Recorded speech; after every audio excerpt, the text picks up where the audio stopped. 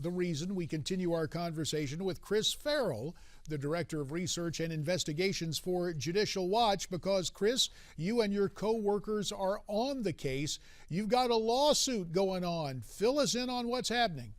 It's the second time around pressing DHS for these questions in the court of law. Essentially, in your introductory soundbite, it really kind of summed it up nicely. About 36,000 criminal illegal aliens were released by the Obama administration in 2013. And if you did some summary work, about 88 to 90,000 crimes can be attributed to those 36,000 people. And many of these are crimes, violent crimes against persons and property. So this isn't getting a speeding ticket or not paying for a cup of coffee. This is, violent criminal activity, sex crimes, robberies, assault, serious stuff. And the Obama administration just let these folks walk. They just walked away. Now, correct me if I'm wrong, Chris, but by memory, I know there were, close to 100 people who had been involved in killings in the United States? Yes. This is, the level of violence we're talking about is mind-boggling. It's outrageous. And there's no attribution of fault or blame here. This rivals, frankly, the dereliction of the Obama administration with respect to Fast and Furious. This is a domestic version of that, where upon the American people, the administration has set loose violent criminals. These aren't folks that we suspected do anything. They've been convicted in court. It is just so shocking that we have to sit here and process the information because, Chris, you know what happens. In this information age, there's so much. It's like a daily deluge, and at times we forget just how momentous and how threatening some of these actions are. So what's next with this? Do you think the administration and the courts will slow walk this thing, or will you get to the bottom of it?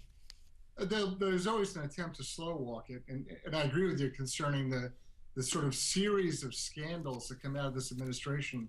Trying to catch up or keep aware of what's going on is like trying to take a sip out of a fire hose. It's impossible.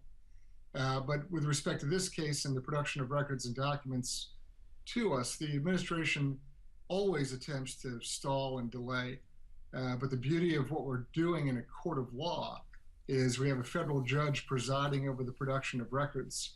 And so he'll set up a production schedule that he will approve and review. And there'll be periodic status updates. So if the government tries to be cute and doesn't comply with the production of records, we have recourse back to the judge. And that usually gets their attention. They're usually quite prompt about sticking to the schedule. And with the minute and a half we have left here, Chris Farrell, it was interesting to listen to my old colleague Bob Goodlatte offer an accounting of these discrepancies.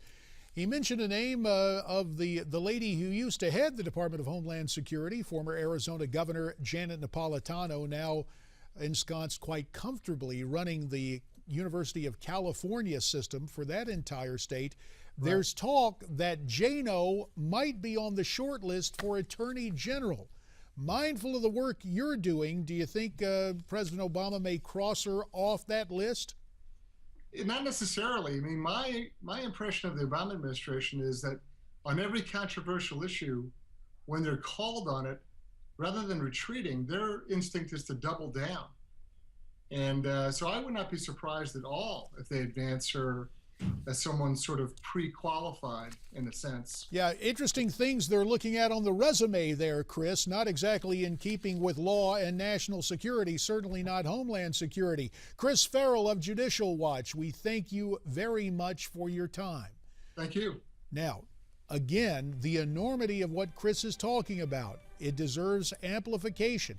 Over 36,000 criminal aliens released, and they're not telling us why or how. Federal government doesn't want to take responsibility for it. And no, these were not jaywalkers, rapists, and murderers contained on that list of 36,000. Your thoughts on this entire question. Send me your comments at Newsmax TV, #America's Forum.